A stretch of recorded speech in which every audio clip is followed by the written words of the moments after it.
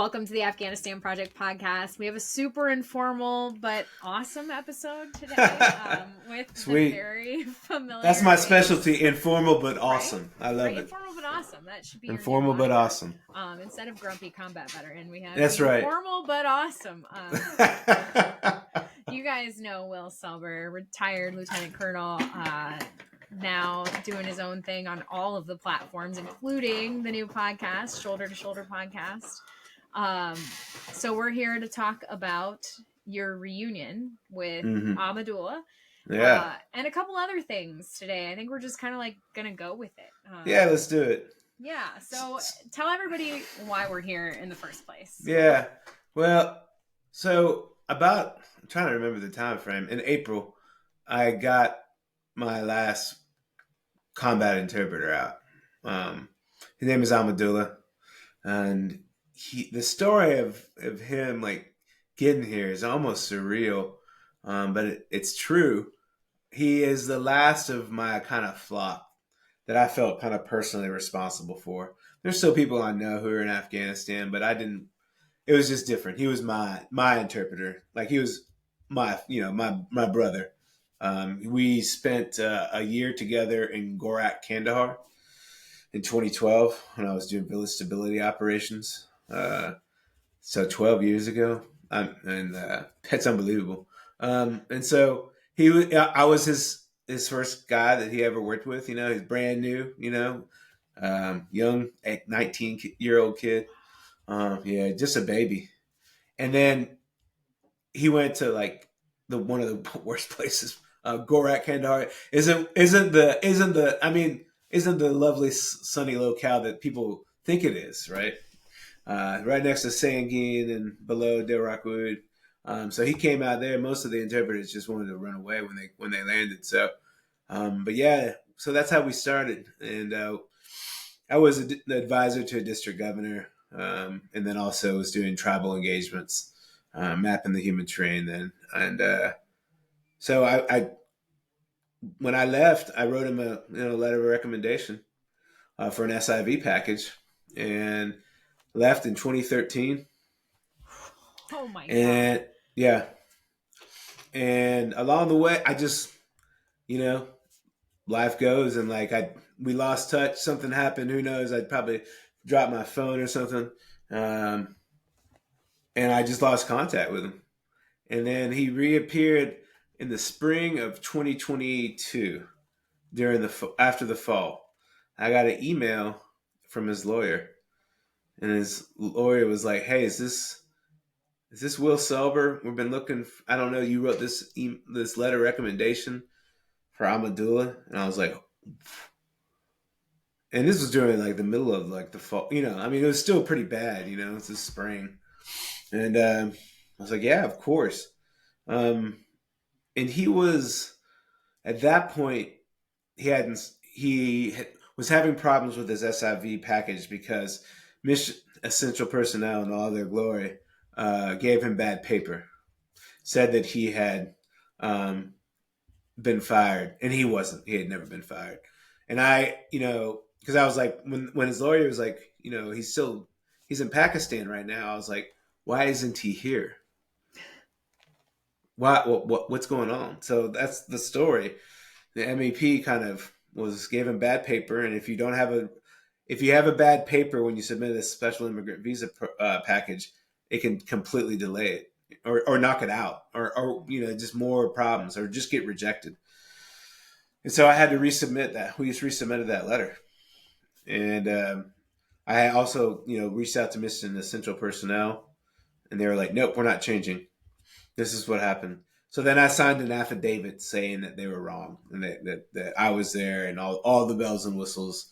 And we submitted that, and then he got his chief of mission approved, and it was actually pretty fast. It was pretty fast. Yeah, it was pretty fast.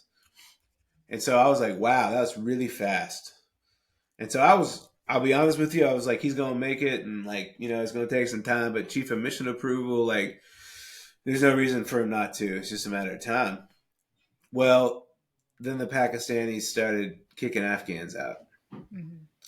And so then we had to kind of leap into to gear, and it was me and a couple of other people on this team, Hope and Kate, different Kate, but they were part of this team that we kind of got put together through Ahmadullah, different contacts, and so yeah, it was.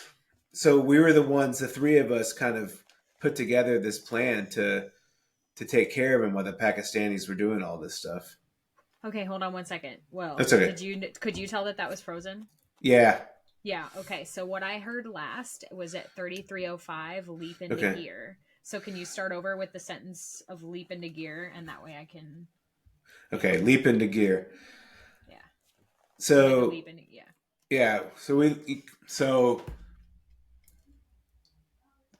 his case was really difficult because once the Pakistanis started kicking out Afghans, we had to leap into gear. There you go. And really start to figure out where we were going to go next. He had some paperwork. He had the paperwork to get in. He had the visa entry and all that type of stuff. But, at that point in time, in the fall of last year, it was just people were getting rolled up and just thrown back out, even if they had legal paperwork or not or whatever. And so we had to, I had to contact the embassy, submit a bunch of papers to put them on the list that the State Department was giving to the Pakistani government of people who were protected, the whole thing. But all the while, people were still getting kicked out. I was, at that point, I was like, okay, I got to find. So I found a safe house for him, and a couple of great people that helped me do that. And that's where we put him for like 6 months, maybe a little bit less, 5, I don't know, something like that. Wow. So we kept him inside, didn't let him leave. And then finally, like it just started, it was fast, boom. And then, he started getting closer and closer. And then, so he was in Pakistan in a safe house, and finally we got everything through. He did his check work and everything, and good to go. And so I had somebody take him to the airport and, walk him through, make sure there was no problems. And then he arrived in April in Boston, and I picked him up from the airport. I hadn't seen this man in 12 years. 12 years. And the funny thing is that, I had to kind of convince him at times to like, look, you have to listen to me. You have to like, trust me. You have to just jump, but I always try to remember that like, he hasn't seen me for 12 years. Like imagine like somebody in your life that 12 years later is like, hey, I'm going to put you in a safe house. You just trust me with me and your wife and couple kids. It'll be fine. Look, I know this. I know how to do this. Right? Oh I mean, right? You'll be fine. Trust me. But I had a couple of my Afghan brothers who had already helped call him, and just be like, could you do me a favor? Please call him and walk him through how this works. I know he's nervous. So they did, and that really helped him. And it was so I picked him up in Boston, and then we drove him up to Vermont. And he is up there. That's where part of the team had contacts. And it is a Montpellier, very nice place. And great refugee services. He's already like, his wife is getting like English lessons. He's already got his driver's permit, the whole thing. Wow. And it's unbelievable that he made it. I didn't think he was going to. For a while, I was like 50-50. Especially when the Pakistanis were really going around throwing people. I was like, I don't know, this is bad. So it's an unbelievable story. Sometimes I forget about it, and then like he'll give me a call, and I'm like, man, I can't believe you're here. Every time I answer the phone, I'm like, I can't believe you're calling me. So I got to go to Vermont, which is lovely, very lovely. That is super cool. Yeah. What's he gonna do now that he's in Vermont? Does he know what he wants to do? I think it's like nursing or computer technology, either one of those two. He's got 2 kids. They're beautiful. So yeah, his wife wants to work. And so he's got a great community. There's other Afghans there. There's Right. like 6 of them, 6 other families there, so it's nice. It's yeah. That's like a setup for success right there, you know? It is. He'll be out of all the Afghans that I've helped. Like he's the best off. Yeah. Yeah. That's fantastic, especially after, what was it like for him during those years inside of Afghanistan before he was able to get to, how long was he there before Pakistan? Till 2021. Okay, so he kept on working for other military units. Okay. And like, I don't know how the bad paper happened, but anyway, so yeah, he kept on working for other teams after me. And then he was in Kabul when it fell. He's like, I tried to make it, but I didn't make it. And I was in Afghanistan after I saw him, like, in 2014 and 2020, but I had lost contact with him. We were talking. I was like, I mean, if you had been in contact, I would have gotten you out, like during the first wave. But eventually, after it fell, he went to Pakistan because of where he's from and the threats on his life and people that love him. And so he, during the first couple of weeks, decided to make a trail. So off he went. So he wasn't there for long, but still living in Pakistan is difficult because you've got the added expense, the concern, especially like you said, when Pakistan began removing people and in jailing people, I mean, it wasn't just, or I've heard lots of harassment and beating and things like that. So it's just, it was not a safe and happy place to be. Your kids couldn't be in school, just, you can't work. Really, really difficult. What I want to say here is that imagine if he hadn't gotten in contact with you when he did. He would have made it. Who else would have known? I don't know. I mean, maybe somebody else. The affidavit is what was the key. Like that's what broke the law. Nobody knew that they could do that. Yeah, that man would still be where he was, which is really incredible. I didn't even know you could do that because I've seen so many times where it's like that's the impenetrable object. MEP is the impenetrable thing that you can't get past because they say we fired you for cause. We did XYZ, and you can say all day long, I didn't do that. That's a bunch of bull.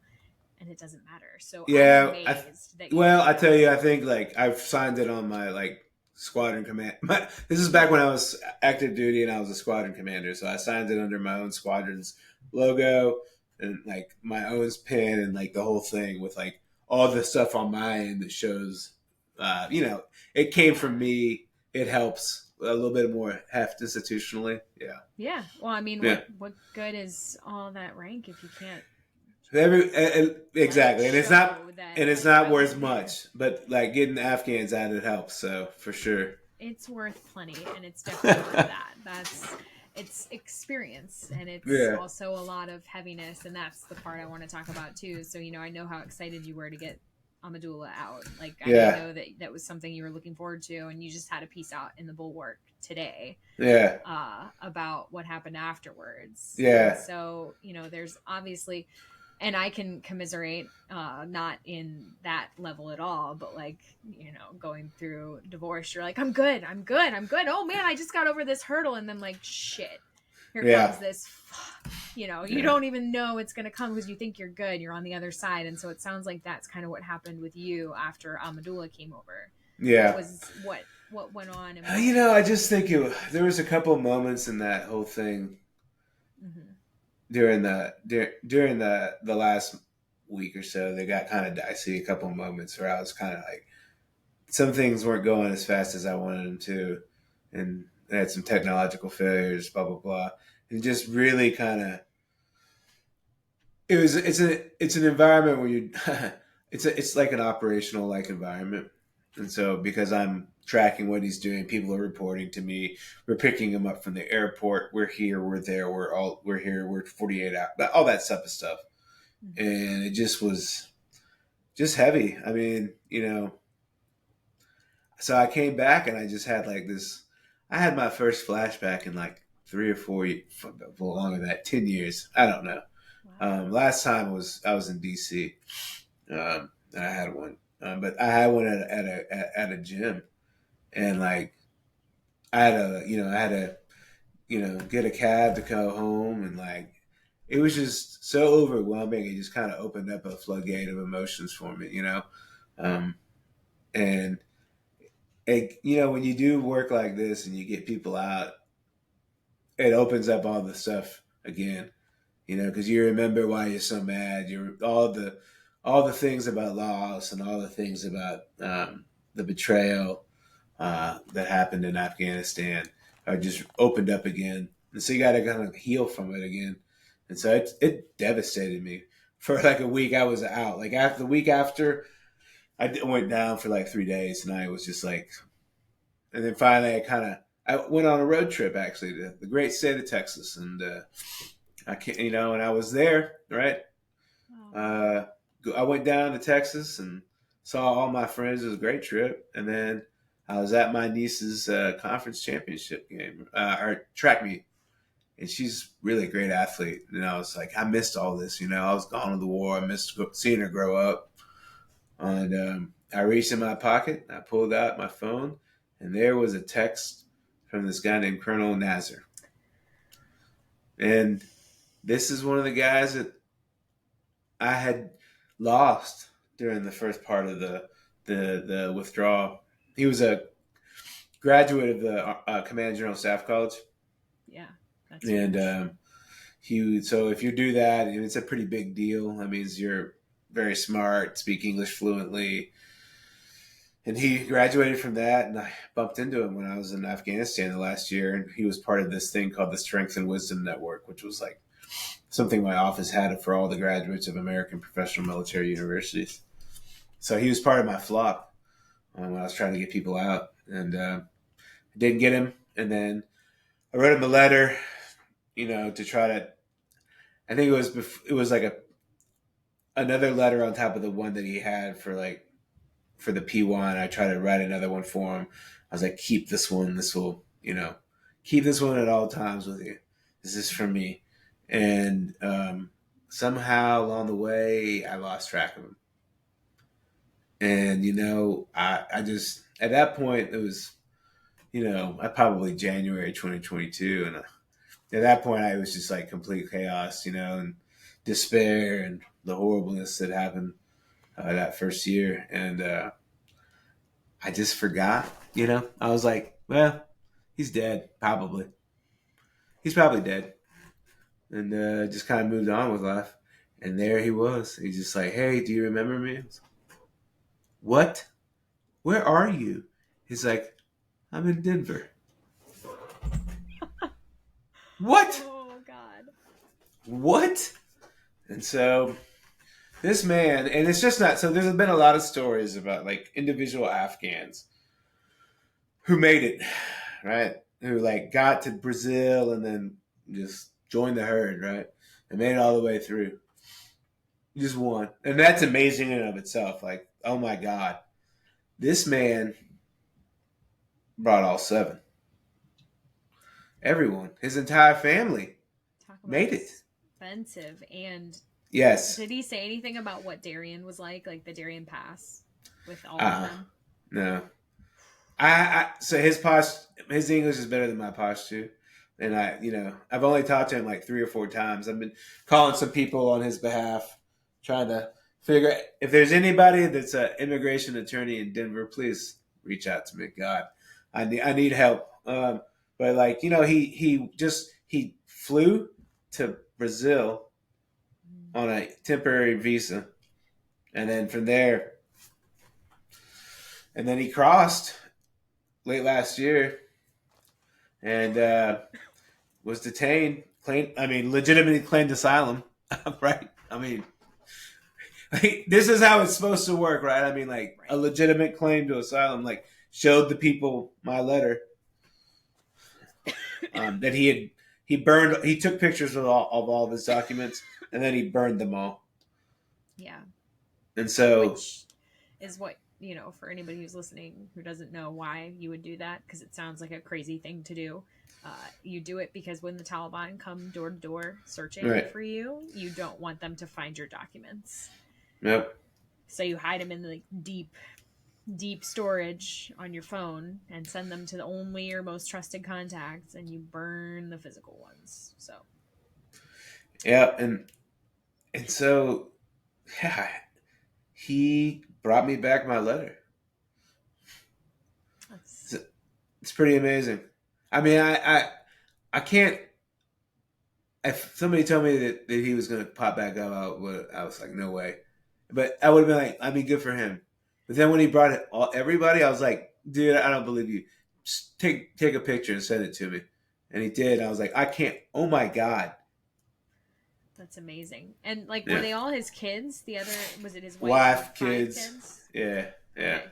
But nobody Yeah. else. Like he didn't No. manage to bring over any other family. Because I was gonna say, imagine if you can't come here with anybody but your wife and your kids, right? Yeah. Imagine if you were able to bring them in through Brazil. Yeah. Right. And like that's how you get around our insane you must leave everyone you love behind. Right. Things. Yep. Is you just bring them to Brazil. And I just want to make sure everybody knows I'm not a proponent of the Brazil method because it's so dangerous. Yes. And I've said this so many times, but I'm going to say it again just in case anybody is listening for the first time and hears this and thinks this is an excellent idea.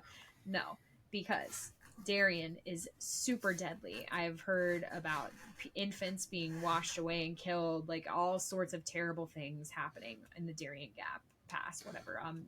Like because you have to cross rivers, you have to go through really dense jungle. People get really sick from all of the mosquitoes or whatever is in that jungle. Plus, sometimes you get abandoned by your guide that you pay an ungodly sum of money to. Or people steal your phone and your identity cards and your supplies that you have to get you through. And it's hard slog. So your feet are going to swell up. Like it's bad. It's just so bad. And then you need a cartel member generally is how I've seen people get up. Is you're paying somebody in a cartel, which is not like, oh, hey, I'm your friendly neighborhood random person. No. Yeah. This person is part of a deadly drug cartel, and they will kill you as soon as look at you. I don't know if anybody remembers do you remember, Will, the van? It was like a semi-truck that got parked in Texas a couple years ago, and it was full of migrants, and it was abandoned, and they all died of heat inside. Yep. And when that happened, that was at the very beginning of the Brazil path. Yep. And somebody I knew thought that there was an Afghan on board because they had traveled with the group that put them there. And I was trying like hell to get answers, and everybody was like, no, there were no Afghans. But still, it's easy for that to happen. Nobody cares about you. They do not care about you. They care about your money. So yeah, for sure. It's like, and then, the other part of Colonel Nazir's story from the Bulwark article is he had to wait 3 months before he could cross and find a fortuitous time to cross. And right. The other family that I've written about who did this same thing. They had to wait at the border to find a safe time to claim asylum, which is insane. There should be no unsafe time to claim asylum. Like if you're, and I'm in your boat, Will, because I read that article closely, and I used to be the biggest like hawk about border security. Like if you don't have any reason to be here, why are you coming through? And now I'm like, oh wow, this has changed my mind in a big way. We have to have a way for people who legitimately are seeking asylum to do that safely and not to have to go live in some hovel in Mexico while they wait for a safe time to do that. So I'll get off my soapbox now, but I just want to make sure nobody thinks that this is like a grand plan because it's a bad idea.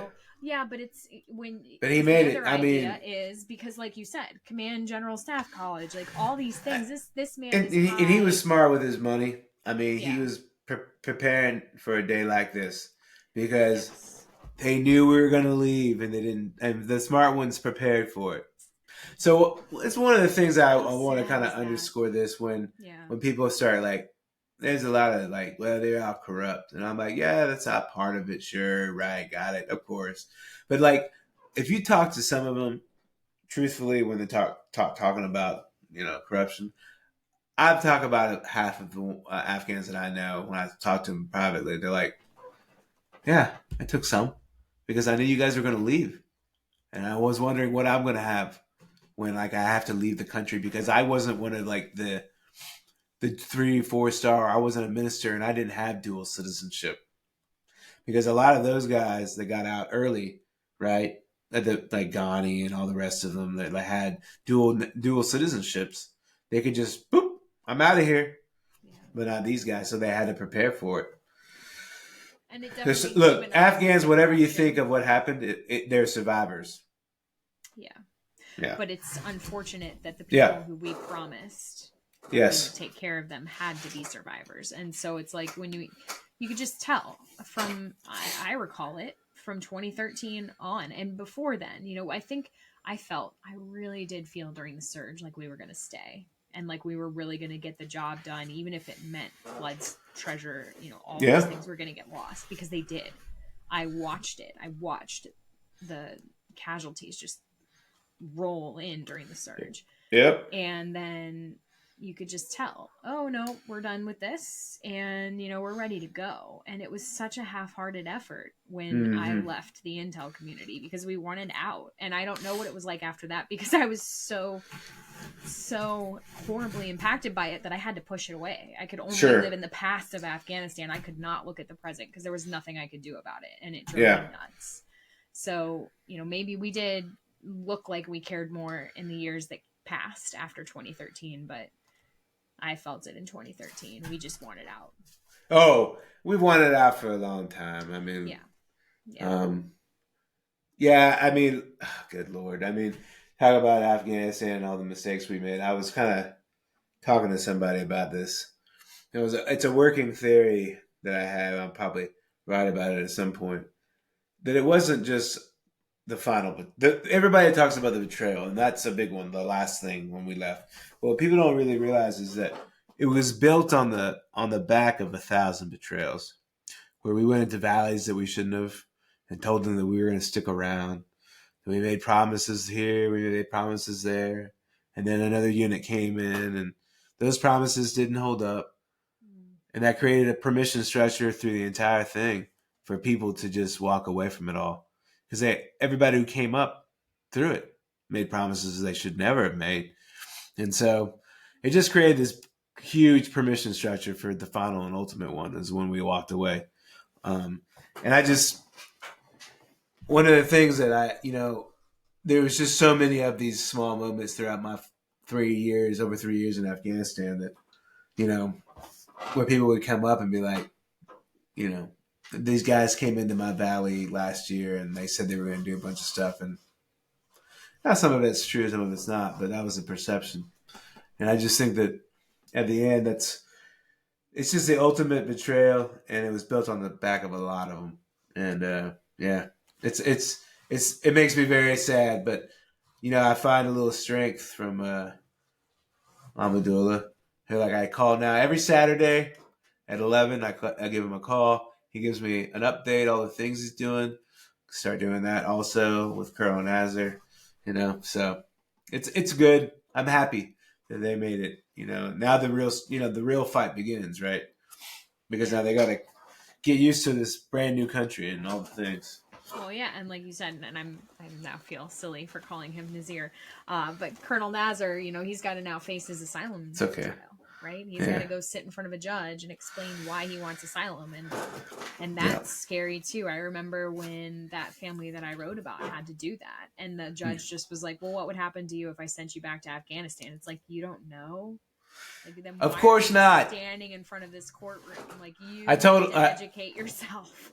I'm going to show up in my service dress. Good. 100%. I'll be there in my service dress, and I'll step right up, and whatever it takes, I'll be there. Yeah. And I'm so overwhelmed with two different feelings as I hear you talk about this. One is that this should not have to fall on your shoulders, because it's a lot, and you have the things that now you're retired and you want to do and you want to care about and be able to funnel yourself into, and yet you keep getting pulled into, these are humans, you know, and they matter to you, right? But like, they're not like, oh, hey, I just want to hang out and catch up. It's like, hey, help me escape a country. Hey, I just escaped a country. What, you know, like, those are big things. And those are not the only two stories that you have gotten pulled into. You have been pulled into many stories. And there are many people out there who don't even know about any of it. And then there are many people who directed it and just don't seem phased in any way by any of the aftermath. And so, like, I'm so distressed for you because of that, but I'm also just so grateful that you would do it. It's a huge burden. It is. It's been a big burden for me and my family. Um, but now, like, I'm better equipped to handle it than I was during the fall. I was just that was horrible, and I wouldn't wish that upon anybody. That was the worst thing. Those were the worst couple of years of my life. The first one afterwards was the worst year of my life for sure. Now I would never. There's no way. I just don't imagine how it could be. I mean, I lost so many people. I just kind of grew cold to it. Just like he's dead. Let's go next. Yeah. He's dead too. I haven't heard from him. You know, I got to a point where it was like I had him in stacks, and I was like, comms check, comms check. I had people different times. I didn't always want them to text me. I'm like, at this time, I will reach out to you and see how you're doing, because I don't want you on the phone all the time with me. You can give me a progress report. I'll pop back up, and and when people wouldn't do it for a while, I was like, a month missing, 2 months, put him over in the middle category, 3 months gone. I was like, I'm not keeping track of him anymore. Next. Yeah. And he'd gone that way. Yeah. Wow. And I guess he just knew, like, okay, the way He found it's supposed to happen isn't happening for me, so I'm not gonna keep, pressing on this. And hopefully that's what happened to some of those people in that other pile too, right? That they're just trying to make their way in Afghanistan, and maybe they're gonna pop up and be another. Good Lord! I've just come to I mean, I still have people that are in Afghanistan, and a lot of people that are up P1s4 and stuff are still waiting. But I told my wife, I was like, the reality is this is never going to end. People will be popping up forever. Like, 5 years. Like, I made it finally. Here, remember? Like, hey, how's it going? Yeah, it's good. Yep. But it's neat too. I had a very solitary life before the withdrawal. I was a stay-at-home mom with my 2 kids, homeschooling, and like I was so isolated. And then I got drawn into this, and now it's like I remember a couple months ago I went to Pittsburgh for a wedding, and when I came back, there was a picture on LinkedIn of an Afghan I had been talking with when he was struggling during the withdrawal, and he was standing in front of a Pittsburgh bridge. I go, "You're in Pittsburgh?" Holy cow, I was just there. And I said to my significant other, I'm like, man, at some point in my life, I'm going to know an Afghan in every state in this country. Like, I won't be able to go to a place without knowing someone there who got out, not because of me at all. Sure. But they talked to me during it because they wanted somebody to share their story, because there was this belief that if the media talked about you, somebody would save you quicker. And unfortunately, that has never been the case. Mm-mm. But I've been able to tell a lot of stories and keep people just thinking about it. Yeah, I guess. But it's so great when you hear one of the first stories I ever told was of a man, and I don't know if he wants me to share his name on this podcast, so I'm not going to, but he's in Massachusetts right now, just got there, and his father had been killed in retribution because they wanted him.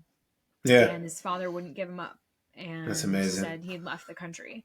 That's and amazing. That was his story, and I told it, and then I waited and waited and waited. This was soon after the withdrawal, and now he's out. So amazing. I tell you what, it's crazy. One of the things I'm struck by all this, and all the horribleness of this whole thing, is that the tenacity to live and the desire and the fight to keep going. It inspires me. I'm just like, God. Anytime I feel like, something's not going right for me, I'm like, you could be like Ahmadullah, just, survived for, 3-4 years after the fall. I mean, and like had his whole thing, put a chance on some guy who like worked with him for a year, 12 years ago. I don't know. It's all inspiring stuff. Yeah, happy to help people like that. They inspire me for sure.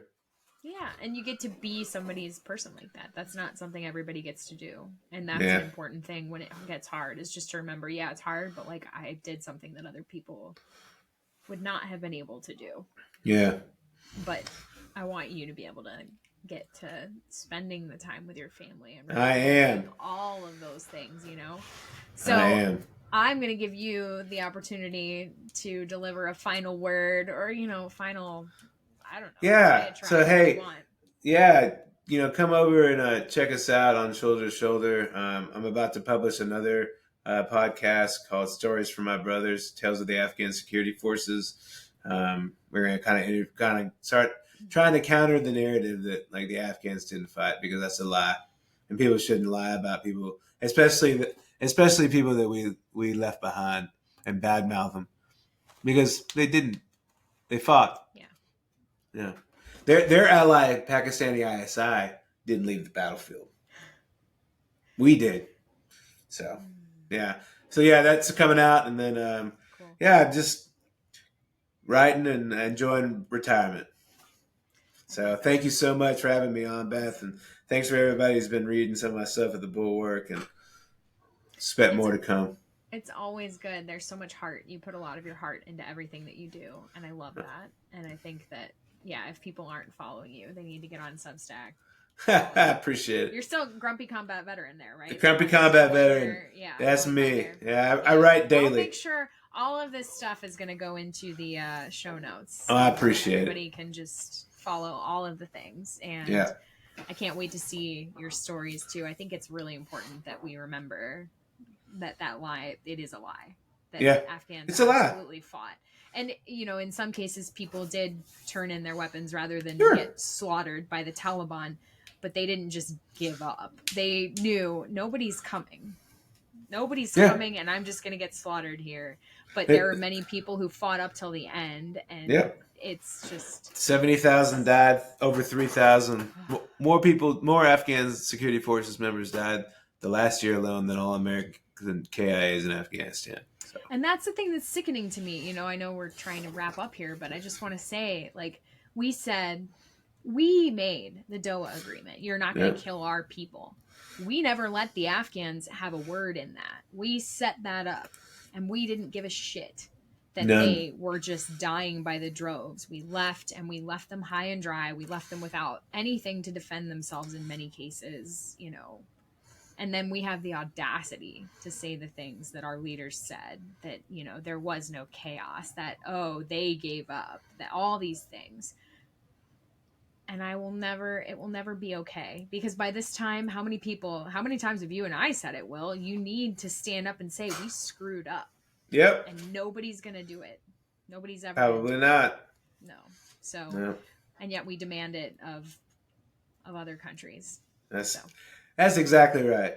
We should be careful about the things that when we criticize other people's war fighting skills or the things that they should or shouldn't be doing.